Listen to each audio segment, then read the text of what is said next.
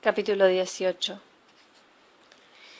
Las tazas del water en los cuartos de baño modernos se elevan del suelo como flores blancas de nenúfar. El arquitecto hace todo lo posible para que el cuerpo olvide sus miserias y el hombre no sepa qué pasa con los residuos de sus entrañas cuando rumorea por encima de ellos el agua violentamente salida del depósito. Los tubos de la canalización, aunque llegan con sus tentáculos hasta nuestras casas, están cuidadosamente ocultos a nuestra vista y nosotros no sabemos nada de la invisible Venecia de mierda sobre la cual están edificados nuestros cuartos de baño, habitaciones, salas de baile y parlamentos. El retrete del antiguo edificio suburbano de un barrio obrero de Praga era menos hipócrita. El suelo era de baldosa gris, la taza del water se elevaba del suelo abandonada y mísera. Su forma no semejaba a la de la flor del nenúfar, sino que aparentaba aquello que era, la terminación ampliada de una tubería. Hasta faltaba el asiento de madera y Teresa tuvo que sentarse sobre el frío metal esmaltado. Estaba sentada en la taza y el deseo de vaciar las tripas que de repente la invadió era un deseo de ir hasta el límite de la humillación, de ser cuerpo lo más plenamente posible, ese cuerpo del cual decía la madre que no sirve más que para comer y defecar.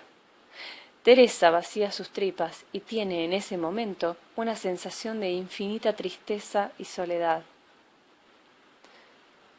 No hay nada más mísero que su cuerpo desnudo, sentado encima de la terminación ampliada de una tubería de desagüe.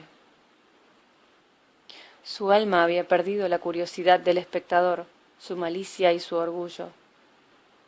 Volvía a estar en algún sitio de las profundidades del cuerpo, en su más lejana entraña, y aguardaba, desesperada, por si alguien la llamaba para que saliera a la superficie. Capítulo 19. Se levantó de la taza, tiró de la cadena y entró en la antesala. El alma temblaba dentro del cuerpo desnudo y rechazado. Aún sentía en el ano el tacto del papel con el que se había limpiado. Y en ese momento sucedió algo inolvidable. Sintió el deseo de penetrar en la habitación para oír la voz de él, su llamada.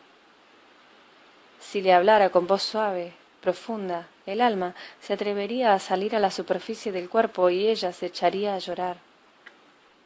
Le abrazaría igual que en el sueño había abrazado el tronco del castaño. Estaba en la antesala y procuraba dominar aquel inmenso deseo de echarse a llorar delante de él. Sabía que si no lo dominaba ocurriría algo que no deseaba. Se enamoraría de él. En ese momento se oyó desde el interior su voz. Al oír aquella voz, en sí misma, sin ver al mismo tiempo la alta figura del ingeniero, se sorprendió. Era aguda y alta. ¿Cómo es posible que no lo hubiera notado nunca? Quizás solo logró ahuyentar la tentación gracias a esa impresión sorprendente y desagradable que le produjo su voz. Entró, se agachó a recoger la ropa tirada, se vistió rápidamente y se marchó. Capítulo 20. Regresaba de la tienda con Karenin, que llevaba en la boca su panecillo. Era una mañana fría, helaba ligeramente. Pasaban junto a unos bloques a cuyo lado la gente había convertido las grandes superficies que quedaban entre los edificios en pequeños jardines y huertos. Karenin se detuvo de pronto y miró fijamente en aquella dirección. Ella también miró, pero no vio nada de particular. Karenin la arrastró y ella se dejó llevar. Tardó un poco en advertir sobre la tierra helada de un surco vacío la cabeza negra de una corneja con su gran pico. La cabeza sin cuerpo apenas se movía y el pico emitía de vez en cuando un sonido triste, ronco. Karenin estaba tan excitado que dejó caer el panecillo. Teresa tuvo que atarlo a un árbol porque temía que le hiciese daño a la corneja. Después se arrodilló en el suelo y trató de escarbar la tierra aplastada alrededor del pájaro al que habían enterrado vivo. No era fácil. Se rompió una uña y sangró. En ese momento cayó junto a ella una piedra. Echó una mirada y vio a dos chicos de apenas 10 años junto a la esquina de una casa. Se incorporó. La vieron moverse, se fijaron en el perro junto al árbol y huyeron. Volvió a arrodillarse en el suelo, escarbando en la tierra hasta que logró liberar la corneja de su tumba. Pero el pájaro estaba lastimado y no podía andar ni levantar el vuelo. Le envolvió una pañoleta roja que llevaba al cuello y lo apretó con la mano izquierda contra su cuerpo. Con la derecha desató a Karenin del árbol y tuvo que hacer uso de toda su fuerza para que se calmara y se mantuviera junto a su pierna. Llamó a la puerta porque no tenía las manos libres para buscar la llave en el bolsillo. Tomás le abrió. Le pasó la correa de Karenin. «Sujétalo», le ordenó, y llevó la corneja al cuarto de baño. La puso en el suelo debajo del lavabo. La corneja se agitaba, pero no podía moverse. Fluía de ella una especie de espeso líquido amarillo. Le puso unos trapos viejos debajo del lavabo para que no le diera frío a los baldosines. El pájaro agitaba a cada rato el ala herida y su pico apuntaba hacia arriba como un mudo reproche. Capítulo 21. Estaba sentada en el borde de la bañera y no podía dejar de mirar la corneja moribunda. Veía en su absoluto desamparo la imagen de su propio sino. Se dijo varias veces: «No tengo en el mundo a nadie más que a Tomás». Había llegado a la conclusión, tras el episodio con el ingeniero, de que las aventuras no tienen nada que ver con el amor, de que son leves y no pesan nada. ¿Ya está más tranquila? En lo absoluto, vuelve a su mente la siguiente escena. Salió del retrete y su cuerpo estaba en la antesala desnudo y rechazado. El alma temblaba, asustada, en algún lugar en la profundidad de las entrañas. Si en aquel momento el hombre que estaba en la habitación le hubiera hablado a su alma, se hubiera echado a llorar, hubiera caído en sus brazos. Se imaginó que en su lugar hubiese estado en la antesala junto al retrete algunas de las amantes de Tomás, y que en lugar del ingeniero hubiese estado dentro Tomás. Le habría dicho a la chica una sola palabra y ella lo hubiera abrazado llorando. Teresa sabe que así es el momento en que nace el amor. La mujer no puede resistirse a la voz que llama a su alma asustada. El hombre no puede resistirse a la mujer cuya alma es sensible a su voz. Tomás no está protegido ante los peligros del amor, y Teresa ha de temer por él a cada hora y a cada minuto. ¿Cuál es su arma? Únicamente su fidelidad. Se la ofreció desde el comienzo, desde el primer día, como si supiera que no tenía otra cosa que darle. El amor que hay entre ellos es de una arquitectura extrañamente asimétrica. Descansa sobre la seguridad absoluta de su fidelidad como un palacio mastodóntico sobre una sola columna. La corneja ya no movía las alas. Solo a veces le temblaba la patita herida, quebrada. Teresa no quería separarse de ella, como si velase junto al lecho de una hermana suya moribunda. Al fin fue a la cocina a almorzar rápidamente algo. Cuando volvió, la corneja había muerto. Capítulo 22. Durante el primer año Teresa gritaba cuando hacían el amor, y aquellos gritos, como ya he dicho, pretendían cegar y ensordecer los sentidos. Más tarde ya gritaba menos, pero su alma seguía ciega de amor y no veía nada. Sólo cuando se acostó con el ingeniero, la ausencia de amor permitió que su alma viese con claridad. Había ido otra vez a la sauna y estaba ante el espejo. Se miraba y veía la escena amorosa en el piso del ingeniero. Lo que de ella recordaba no era al amante. Francamente, no sería capaz de describirlo, posiblemente no se había fijado en su aspecto cuando estaba desnudo. De lo que se acordaba, y lo que ahora excitada veía en el espejo, era su propio cuerpo, su pubis y la mancha redonda situada inmediatamente encima de él. Aquella mancha que hasta entonces había sido para ella un simple y prosaico defecto de la piel, se le había grabado en la mente. Deseaba volver a verla una y otra vez en aquella increíble proximidad del miembro de un extraño. Es necesario que lo subraye una vez más. Lo que deseaba no era ver el sexo de un extraño. Quería ver su pubis en compañía de un miembro extraño. No deseaba el cuerpo de un amante. Deseaba su propio cuerpo, repentinamente descubierto, el más próximo y el más extraño y el más excitante. Observaba su cuerpo lleno de pequeñas gotas que le habían quedado de la ducha y pensaba que el ingeniero volvería a pasar por el bar dentro de poco. Deseaba que viniera, que la invitara a su casa. Lo deseaba enormemente. Capítulo 23.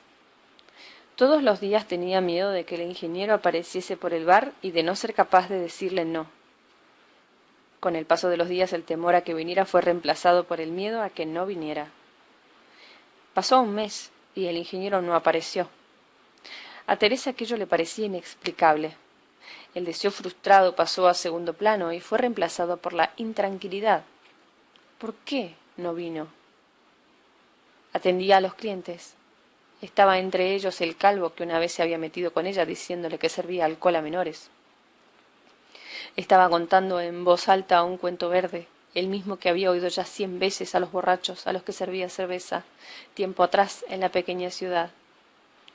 Una vez más le parecía que el mundo de la madre volvía a ella, y por eso interrumpió al calvo con muy malos modos. El hombre se ofendió. «Usted no me va a decir a mí lo que tengo que hacer. Puede estar muy contenta de que nosotros la dejemos seguir aquí detrás de esta barra». «¿Nosotros quiénes? ¿Quiénes son nosotros?» «Nosotros», dijo el hombre, y pidió otra vodka. «Y recuerde que no le voy a permitir que me ofenda». Después señaló el cuello de Teresa, que llevaba un collar de perlas baratas. «¿De dónde sacó esas perlas? Seguro que no se las dio su marido que limpia escaparates. Ese no tiene dinero para comprarle regalos. Se lo dan los clientes, ¿eh? ¿Y a cambio de qué?» «Calle la boca inmediatamente», le gritó Teresa. El hombre intentó coger con sus dedos el collar. «No olvide que en nuestro país está prohibida la prostitución». Karenin se levantó, se apoyó con las patas delanteras en la barra y gruñó. Capítulo 24. El embajador dijo: «Es de la social». «Sí, es de la social. Debería comportarse con discreción», arguyó Teresa. «¿Qué clase de policía secreta es esta, si ya no es ni secreta?» El embajador se acomodó en su canapé, con las piernas debajo del cuerpo, tal como se lo habían enseñado en los cursos de yoga. Encima de él sonreía Kennedy en el marquito y les daba a sus palabras un tono de particular consagración. «Señora Teresa», dijo paternalmente, «los sociales cumplen varias funciones. La primera es la clásica. Oyen lo que la gente dice e informan de ello a sus superiores. La segunda función es la de intimidar.